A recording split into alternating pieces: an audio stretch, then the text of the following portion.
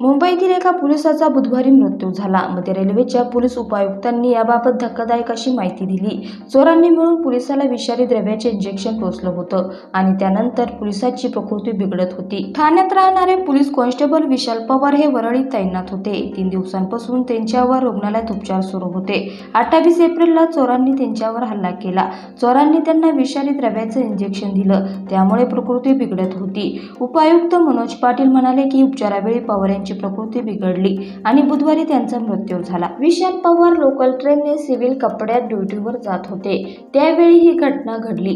Train Matunga आणि सायन परिसरात रात्री 9:30 वाजता स्लो झाली तेव्हा प्लॅटफॉर्मवर उभा असलेल्या एका व्यक्तीने विशाल पवार यांच्या हातावर मारलं. विशाल पवार यांच्या हातातून फोन निसटला आणि तो फोन उचलून चोर पळाले.